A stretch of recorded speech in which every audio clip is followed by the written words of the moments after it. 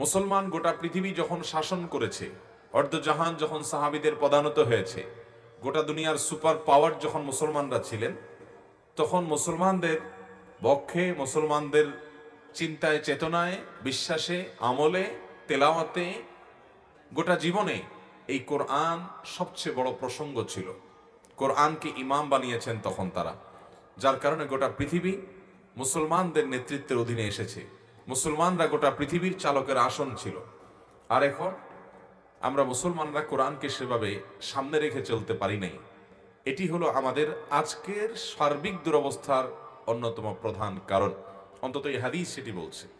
এই জন্য মোহতারাম হাজরিন, কোরআন আমাদেরকে পুনর্পাঠ করতে হবে, বারবার বারবার করে। আল্লাহ তাআলা কোরআনে কি বলেছেন সেটা আমাদেরকে জানতে হবে। অবশ্যই সেই কোরআন বোঝার জন্য হাদিসে রাসূল সাল্লাল্লাহু আলাইহি সাল্লাম লাগবে। শুধুমাত্র কোরআন দিয়েই আমরা কখনো হেদায়েতের পথ আবিষ্কার করতে পারবো না, বরং কোরআনেই বলা আছে যে আমাদেরকে আল্লাহর এই কোরআনের অনুসরণ এবং এটার অনুসরণের প্রয়োজনেই নবী সাল্লাল্লাহু আলাইহি সাল্লামের ব্যাখ্যা, বিশ্লেষণ এবং হাদিসকে আমাদেরকে অনুসরণ করতে হবে। সূরা হুজরাত, যে সূরাটির কথা আমি বললাম, কোরআনের অন্য প্রতিটি আয়াত তো বটেই, বিশেষ করে এই সূরাটি আমার কাছে মনে হয় প্রত্যেক মুসলমানের আজ নতুন করে বারবার করে অধ্যয়ন করা দরকার। আমাদের যে রোগগুলো আজকে সমাজে দেখা যাচ্ছে, যে উপসর্গগুলো আজ সমাজে দেখা যাচ্ছে মুসলমানদের মধ্যে, এগুলো দূর করবার জন্য সূরা হুজরাত এটা মহা প্রতিষেধকের ভূমিকা পালন করতে পারে। এজন্য সূরা হুজরাতকে আমি সংক্ষেপে 18টি আয়াতকে 4টি সাবজেক্টের মধ্যে আমি ভাগ করতে চাই। যদিও এটাকে অনেক উলামা ইকরাম 5টি সাবজেক্টে ভাগ করেছেন, অনেক মুহাক্কিক, অনেক কোরআন বিশ্লেষক, মুফাসসিরগণ তারা আরো বিভিন্ন ভাগে বিভক্ত করেছেন, কিন্তু মোটা দাগে এই সূরার 18টি আয়াত এগুলোকে 4টি ভাগে ভাগ করা যায়। আল্লাহ রাব্বুল আলামিন এই পুরো সূরাতে মোটা দাগে 4টি বিষয়ের উপর আমাদেরকে বিশেষভাবে সাবধান করেছেন, সতর্ক করেছেন, গাইডলাইন দিয়েছেন। সে 4টি বিষয়ের প্রথম বিষয়টি হলো নবী করিম সাল্লাল্লাহু আলাইহি সাল্লামের প্রতি সৌজন্যতা, তার প্রতি আমাদের ভদ্রতা, তার প্রতি আমাদের শিষ্টাচার এবং আদব, এটা রক্ষা করার গুরুত্ব আল্লাহ তাআলা বর্ণনা করেছেন 1 থেকে 5 নম্বর আয়াত পর্যন্ত। 1 থেকে কত নম্বর আয়াত পর্যন্ত? 5 নম্বর আয়াত পর্যন্ত আল্লাহ রাব্বুল আলামিন আমাদেরকে প্রিয় নবী সাল্লাল্লাহু আলাইহি সাল্লামের প্রতি, অর্থাৎ মুসলিম মিল্লাতকে প্রিয় নবী সাল্লাল্লাহু আলাইহি সাল্লামের প্রতি আদব লেহাজ কিভাবে বজায় রাখতে হবে, কিভাবে শিষ্টাচার বজায় রাখতে হবে, সেই বিষয়ে দিক নির্দেশনা আল্লাহ তাআলা দিয়েছেন। এবং এই সূরায় 5 বার আল্লাহ তাআলা বলেছেন ইয়া আইয়ুহাল্লাযীনা আমানু, 5 বার, হে ঈমানদারগণ। আল্লাহ তাআলা ডেকে ডেকে 5 বার 5টি কথা আল্লাহ তাআলা বলেছেন। আমরা ইনশাআল্লাহ পুরো সামারিটাকে খুব সংক্ষিপ্ত আকারে তুলে ধরার চেষ্টা করব। প্রথম যে বিষয় আলোচনা হয়েছে, আল্লাহ তাআলা এখানেও শুরুতে বলেছেন ইয়া আইয়ুহাল্লাযীনা আমানু, হে ঈমানদারগণ। কি করবা তোমরা? শুরুতে আল্লাহ রাব্বুল আলামিন আমাদেরকে বলেছেন লা তুকদ্দিমু বাইনা ইয়াদাইল্লাহি ওয়া রাসূলি, আল্লাহ এবং আল্লাহর রাসূলের সামনে তোমাদের নিজেদেরকে তোমরা আগ বাড়িয়ে দিও না। এবং আল্লাহ তাআলা আরো বলেছেন লা তারফাউ আসওয়াতাকুম ফাওকা সাওতিন নবী, নবী সাল্লাল্লাহু আলাইহি সাল্লামের কথার উপরে তোমাদের কথার আওয়াজ যেন না হয়, খেয়াল রাখবে। এই পুরো বিষয়ের উপরে আল্লাহ রাব্বুল আলামিন আমাদেরকে যে নির্দেশগুলো দিয়েছেন তার প্রথমটি হলো আল্লাহ এবং তার রাসূলের কথার উপরে আগ বেড়ে যেন কথা না বলি।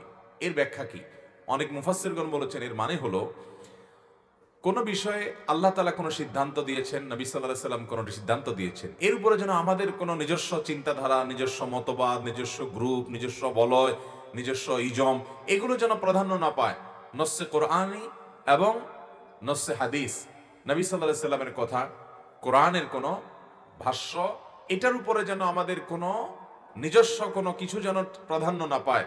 এটাই হবে আল্লাহ এবং তার রাসূলের সামনে আগ বেড়ে কথা বলার মতো।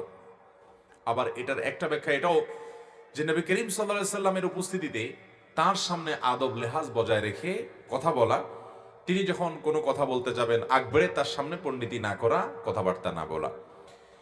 এখানে যদিও নবী করিম সাল্লাল্লাহু আলাইহি সাল্লামের কাছে কথা বলা হচ্ছে, তার পাশাপাশি এই আদব লেহাজ ওলামায়ে কেরামের সাথে, মুরব্বীদের সাথে, বাবা মার সাথে বিশেষভাবে পালনযোগ্য। এবং আমাদের বহু মুসলমান ভাইরা আছেন, বহু ইমানদার, বহুত নামাজি, বহুত রোজাদার, বহুত আমলদার ভাইরা আছেন, যাদের মধ্যে এই আদব লেহাজের ত্রুটি প্রচন্ড রকমের দেখা যায়। অথচ সূরা হুজরাতে প্রথমেই আমাদেরকে আদব শেখানো হয়েছে যে কিভাবে নবী করিম সাল্লাল্লাহু আলাইহি ওয়াসাল্লামের সাথে আদব লেহাজ বজায় রেখে কথা বলতে হবে। আল্লাহ তাআলা রীতিমতো বলেছেন যে নবীর কথার উপরে তোমাদের কথার আওয়াজ যেন বড় না হয়, যদি হয় তাহলে শঙ্কা আছে তোমাদের আমল পর্যন্ত বরবাদ হয়ে যেতে পারে, আমল ডিলিট করে দেওয়া হতে পারে যদি বেয়াদবি থাকে। মনে রাখবেন ভাইরা আমার, আদব এটা ইসলামে অনেক বড় একটা সম্পদ। বহু সালাত আদায়কারী মানুষ আছে বেয়াদব, বহু দাড়িওয়ালা আছে বেয়াদব, আছে না নাই? বহু এমনকি তাহাজ্জুদ গুজার আছে কিন্তু বেয়াদব, আছে না নাই? ভাইরা আমার, আদব এমন একটা বিষয়, বেআদব মাহরুমে গাশতাজ ফদলে রব। জনক কবি বলেছেন বেআদব যারা হয় তারা আল্লাহ তাআলার রহমত এবং করুণা থেকে মাহরুম হয়ে যায়।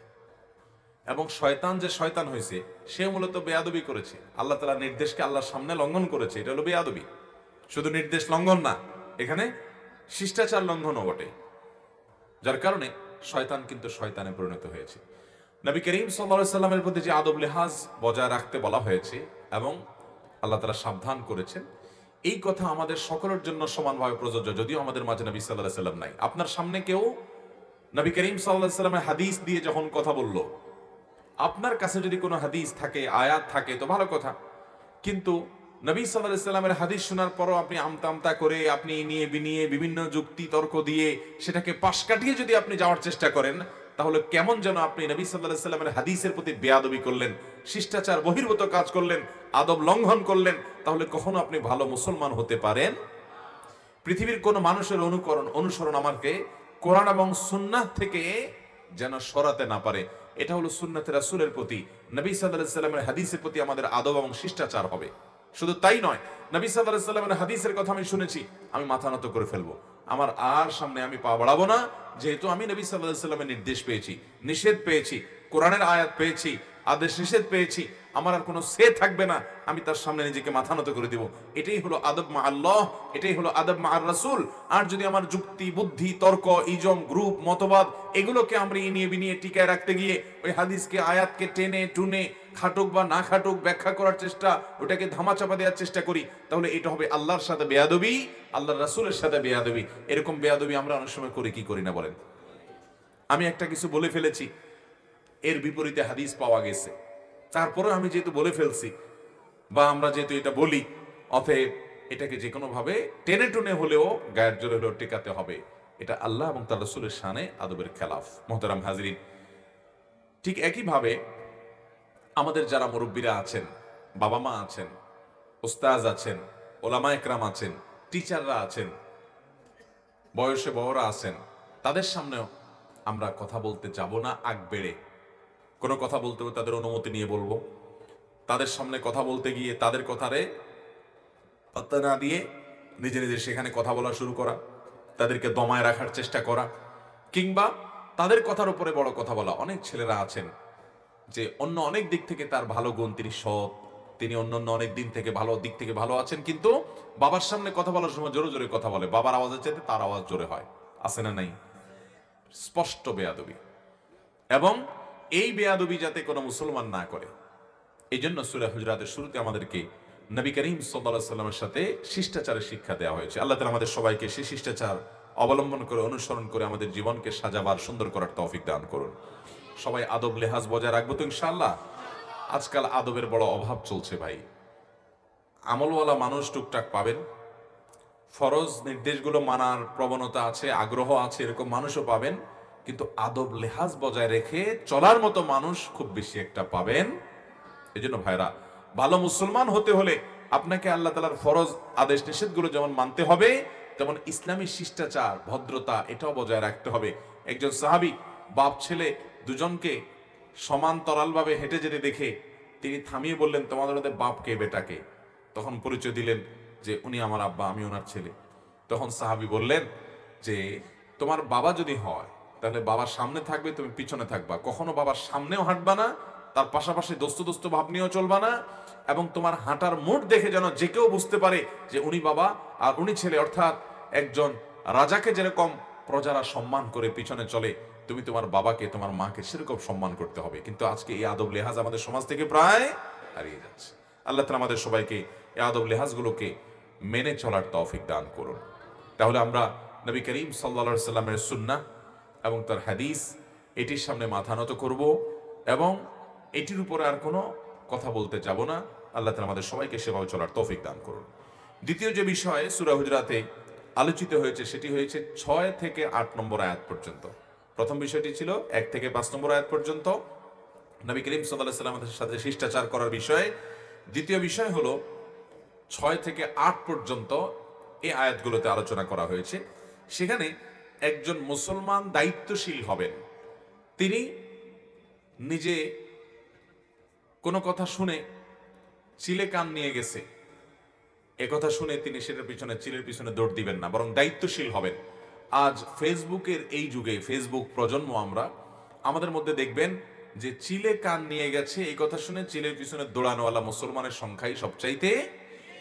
অথচ একজন ইমানদার কখনো এরকম দায়িত্ব জ্ঞানহীন কাজ করবে না, এবং সে বিষয়ে আল্লাহ তাআলা আমাদেরকে সাবধান করেছেন। 6 থেকে 8 নম্বর আয়াত পর্যন্ত সূরা হুজরাতে আল্লাহ বলেছেন, ইয়া আইয়ুহাল্লাযীনা আমানু ইন জাআকুম ফাসিকুম বিনাবাইন ফাতাবায়ানু আন তুসিবু কওমান বিজাহালাতিন ফাতুসবিহু আলা মা ফাআলতুম নাদিমিন। এখানে আল্লাহ তাআলা বলেছেন, হে ঈমানদারগণ, কোন ফাসিক তোমাদেরকে কোন নিউজ পরিবেশন করলো, কোন মিডিয়াতে কোন নিউজ উঠে আসলো, যে মিডিয়া আল্লাহর ভয় লালন করে না, পয়সার কাছে হয়তো বিক্রি হয়ে যায়, হয়তো কোনো দুনিয়ার ধান্দার কারণে, বরং ইসলাম বিরোধীদের কোনো এজেন্ডা বাস্তবায়ন করার জন্য তারা অনেক কাজ করে, এদের কোনো আল্লাহ ভীরুতা, তাকওয়া এবং তাকওয়া নির্ভর কোনো আদর্শ বলতে কিছু নাই। এই মানুষগুলো যদি কোনো সংবাদ দেয়, হুট করে সেটা বিশ্বাস করে বসে থাকবে না, কারণ এরা অনেক খারাপ মানুষকে ভালো বানায় দেয়, অনেক ভালো মানুষকে খারাপ বানায় দেয়, অনেক জিরোকে হিরো বানিয়ে দেয়, আবার অনেক হিরোকে জিরো বানিয়ে দেখে। অতএব শুধুমাত্র এই গতানুগতিক তথাকথিত মিডিয়াই নয়, যে কোনো মানুষ তোমার কাছে কোনো সংবাদ পরিবেশন করলো, ফেসবুকে তুমি একটা নিউজ পাইলা আর অমনি ওটা শেয়ার শুরু করে দিলা, লাফালাফি করে ওটা বলা বলি শুরু করে দিলা না। তোমাদের কাজ হলো কোন সংবাদ আসলে ফাসিক এমন কোন মানুষ যদি সংবাদ পরিবেশন করে যার ভিতরে আল্লাহ ভীরুতার ঘাটতি এবং কমতি আছে, ওইটাকে যাচাই করো, ওইটাকে তাহকিক করো, অনুসন্ধান করো, ওইটাকে ক্রস চেক করো, তারপর তুমি সে বিষয়ে সিদ্ধান্ত নিবে। আল্লাহ অন্য আয়াতে বলেছেন, ওয়ালা তাকফু মা লাইসা লাকা বিহি ইলম, যে বিষয়ে তুমি চূড়ান্তভাবে নিশ্চিতভাবে জানো না সে বিষয়ে কোনো বিষয়ে অবস্থান গ্রহণ করতে যাবে না। আজ আমাদের মুসলমানদের মধ্যে, এমনকি প্র্যাকটিসিং মুসলমানদের মধ্যে, নিয়মিত সালাত সিয়ামকারী ভাইদের মধ্যে, দাওয়াতের কাজ করেন বিভিন্ন অ্যাঙ্গেল থেকে, সে সকল ভাইদের মধ্যে এই রোগটা এত প্রকট আকার ধারণ করেছে যে কারোর ব্যাপারে কোনো কিছু পেলেই হলো, কি বলেছেন তিনি, আদৌ তার আগে পরে অন্য কোনো কিছু ছিল কিনা, এটার মর্মটা কি, এটার লক্ষ্য উদ্দেশ্যটা কি, এটা কতটা সত্য কতটা অসত্য, এটা কত আগের কত পরের, এখানে কোনো মিডিয়ার কারসাজি আছে কিনা, এটা কোনো ইউটিউবারের কোনো কারসাজি আছে কিনা, এখানে মাঝখানে কোনো গ্যাপ আছে কিনা, ন্যূনতম বাজ বিচার নাই, পাইলেই হলো কারোর পেছনে লেগে আমরা তার গোষ্ঠী উদ্ধার শুরু করে দেই। আছে না নাই ভাইরা আমার? আল্লাহ তাআলা কোরআনে কারীমে বলেছেন, তাহসাবুনাহু হাইয়িনা ওয়া হুয়া ইনদাল্লাহি আযীম, এগুলোকে তোমরা খুব হালকা জিনিস মনে করো, খুব তুচ্ছ জিনিস মনে করো, অথচ এটা আল্লাহর কাছে অনেক বড় বিষয়, বিশাল বড় বিষয়। এটার উপরে অনেক কিছু নির্ভর হতে পারে, তোমার জান্নাত জাহান্নাম নির্ধারিত হতে পারে। আজ আমরা অন্যকে নিয়ে যত টেনশন করি ভাইরা, নিজেকে নিয়ে আমরা তার সিকি ভাগো টেনশন করি। আমরা শুধু মানুষের পেছনে লাগালাগি, কে কি করলো, কে কি বললো, শুধুমাত্র এগুলোর পেছনে করি, এবং সেগুলোর পেছনে যে আমরা ঘুরি, সেক্ষেত্রেও আমরা যথাযথ শরিয়ার নীতিমালা, সূরা হুজরাত যে নীতিমালা বলেছে এটাকে আমরা অনুসরণ করি না। এই জন্য ভাইরা, আমরা 6 থেকে 8 নম্বর আয়াতের মধ্যে আরো একটি বিষয় আলোচিত হয়েছে, সেটা হলো আল্লাহ রাব্বুল আলামিন বলেছেন, ইন্নামাল মুমিনুনা ইখওয়াহ ফাসলিহু বাইনা আখওয়াইকুম, নিশ্চয়ই ইমানদাররা সবাই ভাই ভাই, অতএব তোমরা ইমানদারদের মধ্যে কোনো গন্ডগোল, কোনো ভুল বুঝাবুঝি, কোনো মতমানের পার্থক্য, কোনো মনোমালিন্য হলে এটাকে সংশোধন করে দিবে, এটাকে দূর করে দিয়ে তাদের মধ্যে ঐক্য সৃষ্টি করার চেষ্টা করবে। আর আমাদের স্বভাব হলো উল্টা, যদি কোনো মুসলমানের সাথে কারোর মনোমালিন্য হয় আমরা সেখানে চুগলখুরি করি, ঠিক না বে ঠিক? এক আলেম আরেক আলেম সম্পর্কে হয়তো কিছু বলেছেন, হয়তো তিনি ভালো অ্যাঙ্গেল থেকেই বলেছেন, আপনি যার ব্যাপারে বলছেন তার কাছে যা বলছেন আপনি জানেন উনি আপনার সম্পর্কে কি বলছে? ওই বেচারার পেট ফুলে বিশাল বড় আপনার মোটকায় পরিণত হয়ে গেছে, আমার সম্পর্কে এরকম বললো। আছে না না এই সমস্ত চগলখোর? এই চগলখুরি এটা খুব ভয়াবহ বিষয়। কবরের আযাব দুটি কারণে হবে সবচেয়ে বেশি। তার একটি হলো পেশাব থেকে ভালো করে পবিত্রতা অর্জন না করা, আরেকটি হলো চগলখড়ি করা। নবী করিম সাল্লাল্লাহু আলাইহি সাল্লাম বলেছেন যে কবর আযাবের অন্যতম প্রধান কারণ হলো এই দুটি। এই চগলখোর ব্যক্তি নাম্মাম, সে জান্নাতে প্রবেশ করবে না। নবী সাল্লাল্লাহু আলাইহি সাল্লাম বলেছেন লা ইয়াদখুলুল জান্নাতা নাম্মাম, নাম্মাম জান্নাতে যাবে না। চগলখড়ি যে কত নিকৃষ্ট একটা চরিত্র, আমাদের সমাজের চতুর্দিকে তাকালে দেখবেন চগলখোর আর চগলখোর। আপনার সামনের কাছে যায়, আপনার সামনে যায় আপনার কাছে ভালো সাজবে, আবার আরো জনের কাছে যায় তার কাছে ভালো সাজবে, আছে না নাই? এই চগলখড়ির চরিত্র কোনো ইমানদারের মধ্যে থাকতে পারে? ইমানদার সব সময় অন্যের কল্যাণকামী হবে। কারোর মধ্যে দুজনের মধ্যে ভুল বুঝাবুঝি হয়েছে, সে ভুল বুঝাবুঝি দূর করার জন্য সে প্রাচীরের ভূমিকা রাখবে, যে প্রাচীর দুজনকে এক করবে। সে প্রাচীর হয়ে দুজনের মধ্যে বিভেদ সৃষ্টি করবে না, বরং পারলে সেতু বন্ধন হবে, প্রাচীর না বরং সেতু হবে। আল্লাহ তাআলা আমাদের সবাইকে সেটা করার তৌফিক দান করুন। আমরা অনেকে কিছু ইবাদতকে ইবাদত হিসাবে জানি না। সূরা হুজরাতে যে আমলগুলোর কথা বলা হচ্ছে এগুলো গতানুগতিক ইবাদতের মতো নয়। কোন দুইজন মুসলমানের মধ্যে গন্ডগোল মনোমালিন্য দেখা দিয়েছে, আপনি যদি মীমাংসা করে মিটাই দিতে পারেন, মিলাই দিতে পারেন, তাহলে এটা আপনার আমল নামাতে অনেক বড় একটা সওয়াব জমা হওয়ার কারণ হবে। শেষ কবে আমরা দুজন মুসলমানের মধ্যে গন্ডগোল ফাসাদ মিটানোর জন্য উদ্যোগ গ্রহণ করেছি আমরা অনেকেই বলতে পারবো না, ঠিক কিনা বলেন? আমি অনেক আমলের কথা বললে আপনারা এখন অনেকে হাত তুলবেন, হ্যাঁ আমি আমল করছি। এখন যদি আমি বলি যে দুইজন মুসলমানের মধ্যে ভুল বুঝাবুঝি হয়েছে, গন্ডগোল হয়েছে, ফাসাদ হয়েছে, মনোমালিন্য তৈরি হয়েছে, মত পার্থক্য মতভিন্নতা তৈরি হয়েছে, আপনি সেখানে মাঝখানে গিয়ে তাদের উভয়কে এক করে হাতে পায়ে ধরে বুঝিয়ে তাদেরকে এক করার উদ্যোগ গ্রহণ করেছেন, এই কাজটা করতে পেরেছেন কয়জন আছেন বললে এখানে দু চারটা হাতে হয়তো উঠবে না। ভাইরা আমার, আমরা এই সমস্ত ক্ষেত্রে সেলফিস্টের ভূমিকায় চলে যাই যে আমার দরকার কি, তাদের মধ্যে গন্ডগোল, আমার দরকার কি, আমি পারলে অন্যের ঘর পোড়াতে আলু পোড়া দিতে যাই, আরেকজনের ঘর পোড়াতে কি করতে যাই, আলু পোড়া দিতে যাই। আল্লাহ তাআলা আমাদেরকে ভালো মুসলমান হওয়ার তৌফিক দান করুন। তো কোরআনে কারীমের সূরা হুজরাতের এই 6 থেকে 8 নম্বর আয়াতে দুটি বিষয় আলোচিত হয়েছে মূলত। তার একটি হলো কোন প্রপাগান্ডা, কোন গুজবে যেন মুসলমান কান না দেয়, তাহকিক করে যাচাই বাছাই করে ক্রস চেক করে তারপরে কোনো বিষয়ে সিদ্ধান্ত নিতে যাবে। হুটহাট করে কিছু বলে এরপরে বলবে সরি ভুল হয়ে গেছে, তথ্যগত ভুল ছিল, আমি জানতাম না, হানতাম, এগুলো মুসলমানের চরিত্র না। মুসলমান ভালো করে যাচাই বাছাই করে তারপরে কথা বলবে। হুটহাট করে না জেনে কোনো মন্তব্য করতে যাবে, বিশেষ করে ফেসবুকের এই যুগে অনেক বেশি সতর্ক আমাদেরকে থাকতে হবে। কিছু পাইলেই বিশ্বাস করে নিলাম, এটা করা যাবে না। ঠিক একইভাবে এখানে মুসলমানদের পারস্পরিক সম্পর্কগুলো যেন ভালো থাকে, একটা সমাজের মানুষের মধ্যে যেন সম্পর্ক ভালো থাকে, সেজন্য সংশোধনকামী, মীমাংসাকামী হতে বলা হয়েছে। আল্লাহ তাআলা আমাদেরকে সেটা তৌফিক দান করুন। মীমাংসা এটা উত্তম, সর্বোত্তম বিষয়। তৃতীয়ত যে বিষয় আলোচনা হয়েছে সূরা হুজরাতে, সেটি হলো একজন মানুষ পিওর মানুষ হওয়ার জন্য যত রকমের নোংরা চরিত্র আছে এগুলো থেকে নিজেকে পরিচ্ছন্ন করতে হবে, সে নির্দেশনা আল্লাহ তাআলা দিয়েছেন এই সূরাতে। সেটি 9 থেকে 13 নম্বর আয়াত পর্যন্ত। এই আয়াতগুলোতে আল্লাহ তাআলা বলেছেন আমাদেরকে কয়েকটি বিষয়। নাম্বার 1, আমরা যেন কেউ কাউকে নিয়ে বিদ্রুপ না করি, ব্যঙ্গ না করি, হাসাহাসি ঠাট্টা না করি। সোশ্যাল মিডিয়ার কল্যাণে আজকাল এই অপরাধটা আমাদের মধ্যে ব্যাপক আকারে দেখা দিয়েছে। কারোর একটা কিছু পাইলেই হলো শুরু হয় ট্রলবাজি, আছে না নাই? ট্রলবাজি, তারা নিয়ে মজা নেওয়া, তারা নিয়ে হাসাহাসি করা। আল্লাহ রাব্বুল আলামিন কোরআনে কারীমে এই বিষয়ে বলতে গিয়েও বলেছেন, ইয়া আইয়ুহাল্লাযীনা আমানু লা ইয়াসখার কওমুম মিন কওমিন আসা আন ইয়াকুনু খায়রাম মিনহুম ওয়ালা নিসাউম মিন নিসাইন আসা আন ইয়াকুননা খায়রাম মিনহুন। ভাইরা আমার, আল্লাহ রাব্বুল আলামিন এখানে আমাদেরকে বলেছেন তোমরা কেউ কাউকে নিয়ে বিদ্রুপ ব্যঙ্গ করো না। ভাইরা, আরেকজন সম্পর্কে মন্তব্য করতে পয়সা লাগে না। হুটহাট করে একটা মন্তব্য করে দিলেন, হতে পারে সে আল্লাহর কাছে আপনার চাইতে বেশি প্রিয়, আপনি আল্লাহর কাছে অপ্রিয় হতে পারে কি পারে না? আপনি যার বিরুদ্ধে ফতোয়া দিচ্ছেন হতে পারে তার কোনো আমলের কারণে সে আল্লাহর কাছে অনেক প্রিয়, আপনি পিছিয়ে আছেন। এই জন্য ইমানদার কখনো কাউকে নিয়ে ব্যঙ্গ বিদ্রুপ করবে না। নিজের চিন্তা করে শেষ যে আমার কি হাল হবে আখিরাতে আমি জানি না, আমি কিভাবে আরেকজনের বিরুদ্ধে লাগি, তার পিছনে লাগি, তাকে নিয়ে ব্যঙ্গ বিদ্রুপ করি, এটা জায়েজ নাই, কবিরা গুনাহ। অথচ এই ব্যঙ্গ বিদ্রুপ, ঠাট্টা তামাশা, হাসি করা, আরেকজনকে নিয়ে হাহা করা, এরকম পাগলামো ছাগলামো আমাদের অনেক মুসলমান ভাইরা করে কি করে না? ভাইরা, আল্লাহ আমাদেরকে বেঁচে থাকার তৌফিক দান করুন। এতে আল্লাহ রাব্বুল আলামিন আরো বলেছেন আমাদেরকে, ওয়ালা তালমিজু আনফুসাকুম, তোমরা নিজেদেরকে, ওয়ালা তানাবাযু বিল আলকাব, তোমরা একে অন্যকে খোঁচাখুচি করো না এবং মন্দ নামে ডেকো না। দেখবেন ফেসবুকে বিভিন্ন জায়গাতে কি পরিমাণ টাইটেল একজনে আরেকজনকে দিতে পারে, আছে না নাই? দুনিয়ার যত টাইটেল আছে একজন আরেকজনকে গালি দিয়ে দিবে, গালি দিয়ে দিবে। এবং অনেক গালি আছে হুজুরদের খুব পছন্দের গালি, আছে না নাই? একজন আরেকজনের তুমি কিভাবে জানলা, তুমি তার কলবে ঢুকছো, আছে না না এইসব গালি আমাদের মধ্যে? ভাইরা আমার, এগুলো সবগুলো গালি। এই গালিবাজ কখনো ভালো মুসলমান হতে পারে না। তো এগুলো পরিহার করতে হবে। দ্বিতীয়ত, নিজের যে সমস্ত মন্দ চরিত্রকে দূর করার জন্য আল্লাহ রাব্বুল আমাদেরকে নির্দেশ করেছেন, সেটি হলো আল্লাহ রাব্বুল আলামিন বলেছেন, ইয়া আইয়ুহাল্লাযীনা আমানু আমানুজতানিবু কাসীরাম মিনায-যান ইন্না বা'যায-যান্নি ইসম।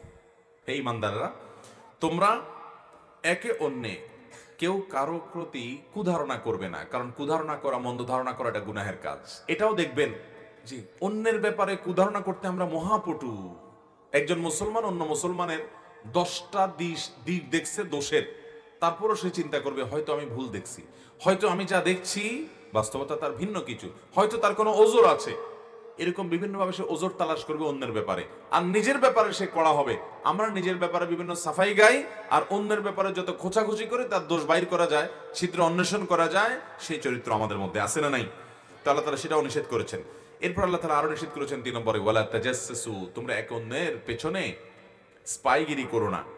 স্পাইগিরি করো না, তোমরা একে অন্যের সাথে গোয়েন্দাগিরি করো না।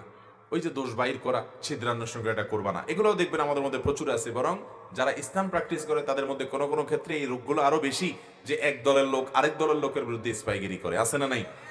এক দলের লোক আরেক দলের লোকের দোষ বাইর করার জন্য টর্চ লাইট দিয়ে নেমে যায়, আছে না নাই? ভাইরা আমার, এরপর আল্লাহ তাআলা বলেছেন চতুর্থত, ওয়ালা ইয়াগতাব বা'দুকুম বা'দা, তোমাদের কেউ যেন কারোর গীবত না করে। এই গীবত তো এখন আর গীবত নাই, গীবত এখন ঘি ভাত হয়ে গেছে। গীবত এখন কি হয়ে গেছে? ঘি ভাত হয়ে গেছে।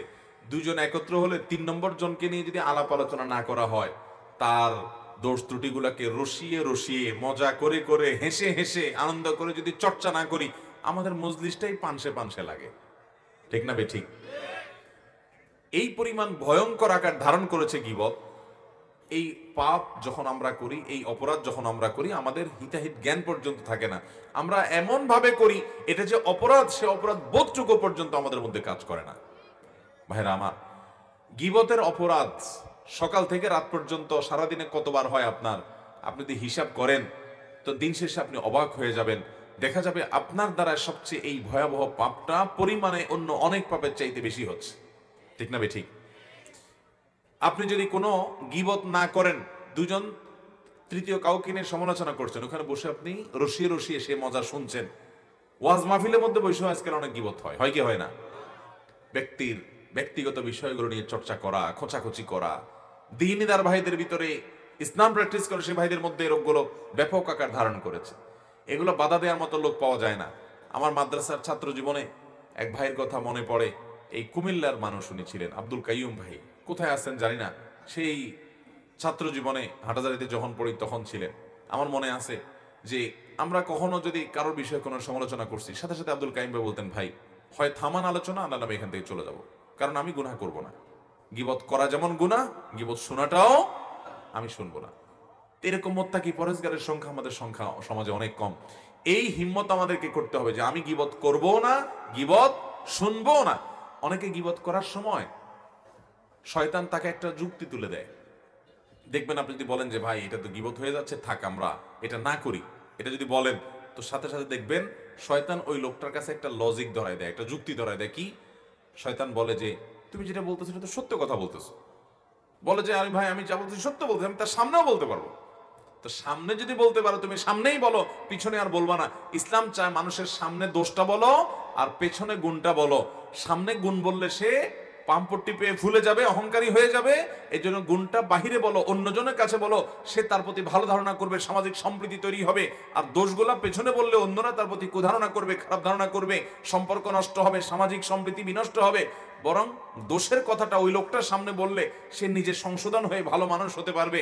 এই জন্য ইসলাম বলে সামনে মানুষের দোষের কথাটাকে সুন্দরভাবে, খুব বিনয়ের সাথে এমনভাবে উপস্থাপন করো যাতে তিনি রাগ না হন।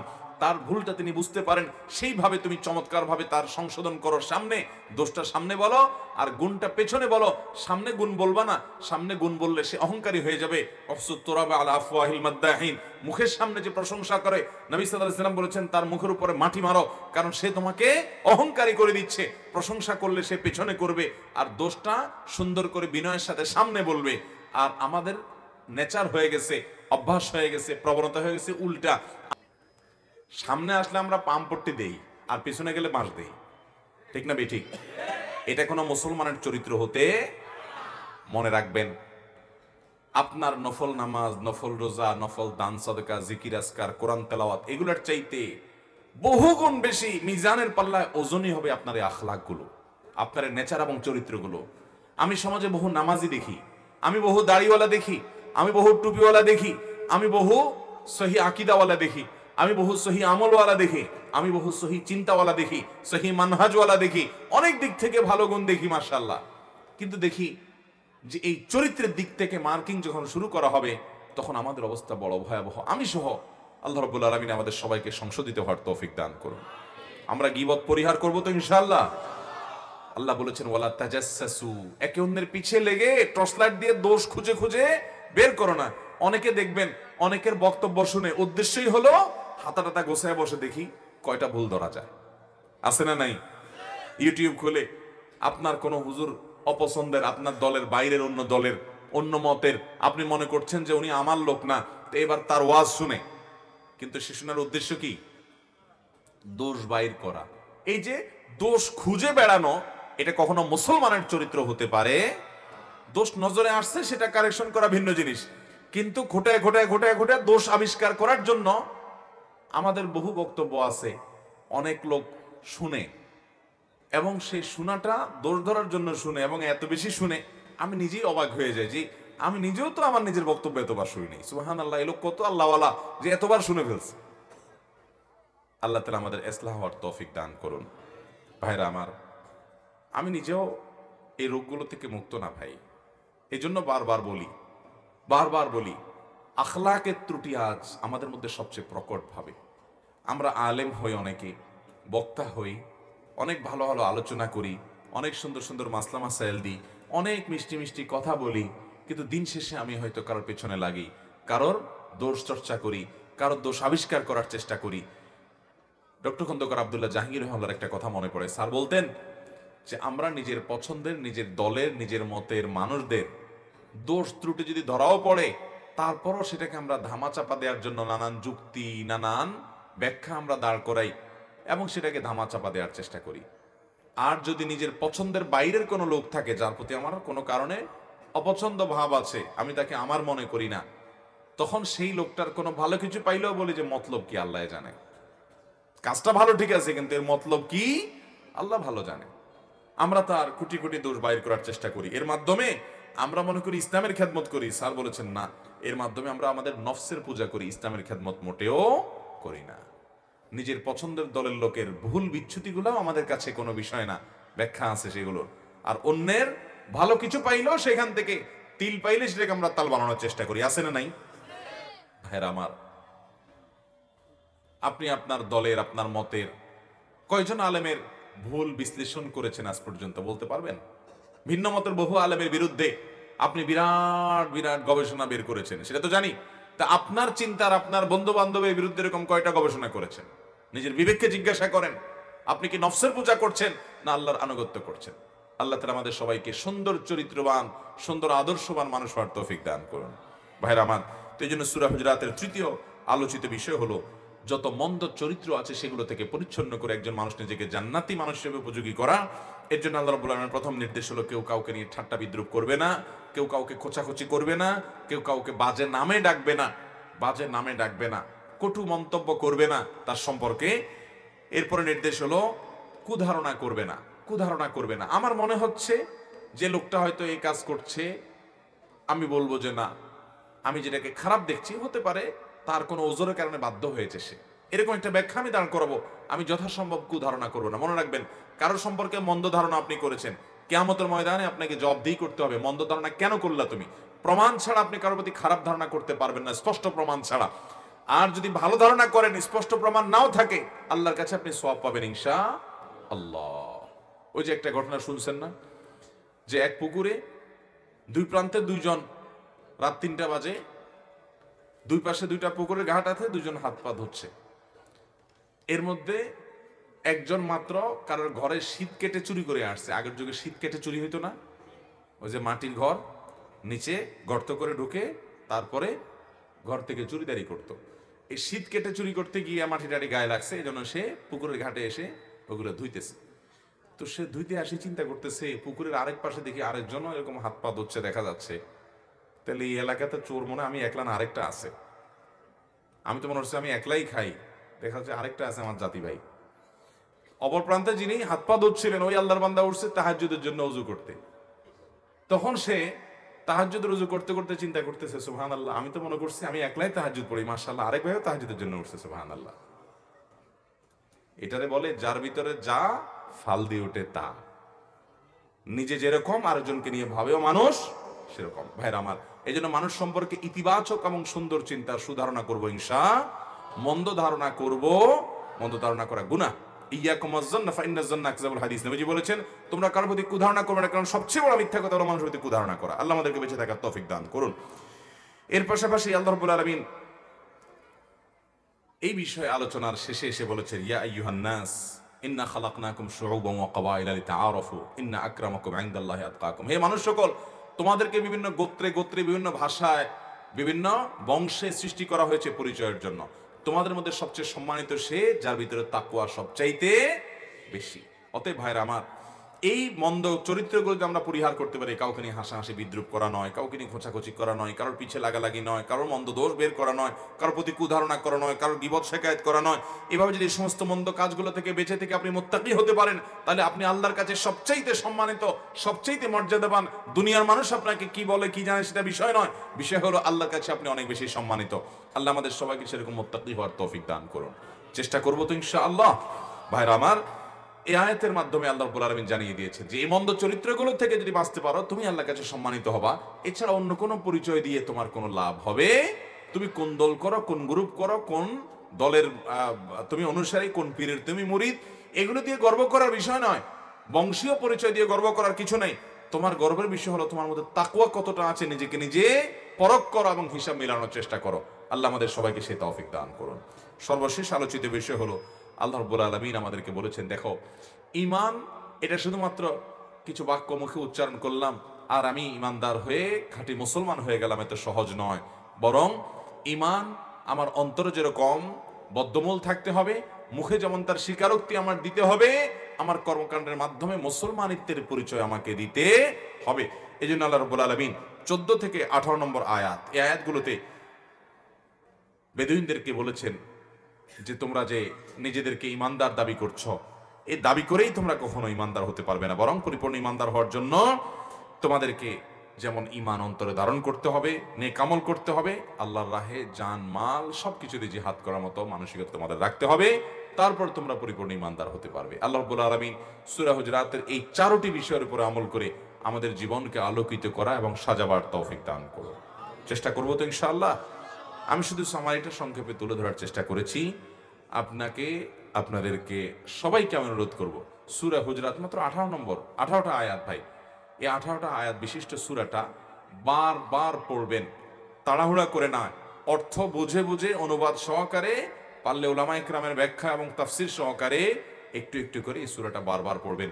এই সূরার বাস্তব রূপ যদি আপনি হয়ে যেতে পারেন, এর যদি আপনি মূর্ত প্রতীক হয়ে যেতে পারেন, তাহলে ইনশাআল্লাহ আপনি হবেন জান্নাতের বাসিন্দা, আপনি হবেন আল্লাহর প্রিয় বান্দা, আপনি হবেন আদর্শ মানুষ। বিশেষ করে আমাদের আজকের সামাজিক প্রেক্ষাপটে, সামাজিক বাস্তবতায় আমাদের মধ্যে যে রোগগুলো ভয়ঙ্কর ভাবে প্রকট আকারে ছেয়ে আছে, আমাদের মধ্যে যে রোগগুলো ঝেঁকে বসেছে, সেগুলো থেকে মুক্তির জন্য সূরা হুজুরাতের এই 4টি পথ্য, এই 4টি নির্দেশনা গ্রহণের কোনো বিকল্প নাই। এই জন্য বারবার করে সূরা হুজুরাত পাঠ করতে হবে এবং নিজেকে একজন ভালো মানুষ, ভালো মুসলমানে পরিণত করব। চেষ্টা করবো তো ইনশাআল্লাহ। আল্লাহ তাআলা আমাকে, আপনাকে, আমাদের সবাইকে আমলের তৌফিক দান করুন। আবার আমরা সময়টা দিয়ে দিচ্ছি। 18টি আয়াতের মধ্যে 1 থেকে 5 নম্বর আয়াত পর্যন্ত নবী সাল্লাল্লাহু আলাইহি সাল্লামের শানে আদব এবং শিষ্টাচার কিভাবে রক্ষা করতে হবে সেটি আল্লাহ তাআলা জানিয়েছেন। একই কথা আমরা আমাদের মুরব্বী বাপ মা ওস্তাদদের সাথে লক্ষ্য করব, আদব লেহাজ বজায় রাখবো, যেটার অভাব আজকে আকাল চলছে। দ্বিতীয়ত যে বিষয়ে আলোচনা করেছেন আল্লাহ তাআলা তা হলো একজন মুসলমানকে দায়িত্বশীল হতে হবে এবং তিনি গোটা সমাজের মানুষের কল্যাণকামী হবেন, সমাজের মানুষের কল্যাণকামী হবেন এবং দায়িত্ববান হবেন। দায়িত্বহীন আচরণ করবেন না, যা শুনলেন তা বলে বেড়াবেন এমন হবে না। দুজনের মধ্যকার গন্ডগোলে সেখানে গন্ডগোল বাড়াতে যাবেন না, বরং কমাতে যাবেন। দায়িত্ববান হবেন এবং সবার কল্যাণ কামনা তিনি করবেন। এই জন্য আল্লাহ বলেছেন কোনো ফাসেক থেকে সংবাদ শুনলেই লাভ দিয়ে উঠবা না, ফেসবুকে কিছু পাইলেই আপনি ওটা ছড়ায় বেড়াবেন না, শেয়ার কপি করে বেড়াবেন না। যাচাই বাছাই করে জেনে শুনে নিশ্চিত হয়ে ক্রস চেক করে তারপরে সিদ্ধান্ত গ্রহণ করবেন। ওয়ালা তাকফু মা লাইসা লাকা বিহি ইলম, এর উপর আমল করবেন। সেই সাথে ইমানদারদের মধ্যে কোনো মুসলমানদের মধ্যে পারস্পরিক গন্ডগোল হয়েছে, আপনি মিলতাল করার চেষ্টা করবেন, সংশোধন করার চেষ্টা করবেন। তাহলে দ্বিতীয় বিষয়টি 6 থেকে 8 নম্বর আয়াতে আলোচিত হয়েছে। তৃতীয় বিষয়টি আলোচিত হয়েছে 9 থেকে 13 নম্বর আয়াত পর্যন্ত। সেখানে আল্লাহ রাব্বুল আলামিন ব্যক্তিগত যে মন্দ চরিত্রগুলো আছে সেগুলো পরিহার করার জন্য আমাদেরকে নির্দেশ জারি করেছেন। সেগুলোর মধ্যে থেকে 1 নম্বর হলো ঠাট্টা বিদ্রুপ না করা, কারোর পেছনে লাগে না করা, কারোকে মন্দ নামে না ডাকা, কটু কথা না বলা। আজকাল অনেক যুবকরা আছে অহেতুক মজা করে একজন আরেকজনকে একটা গালি দিয়ে ডাকে, এটা কোনো মুসলমানের চরিত্র নয়। ওয়ালা তানাবুযু বিল আলকাব, কাউকে বাজে নামে ডাকা যাবে না, কটু কথা বলা যাবে না, এবং সেই সাথে কারোর প্রতি কুধারণা করা যাবে না, গীবত করা যাবে না, পেছনে লাগালাগি করা যাবে না। আল্লাহ তাআলার কাছে সবচেয়ে সম্মানিত সে যার ভিতরে তাকওয়া বেশি আছে। 4 নম্বর আলোচিত বিষয় হলো ঈমান শুধুমাত্র মুখে দাবি করার বিষয় নয়, এটা আমল করার বিষয়।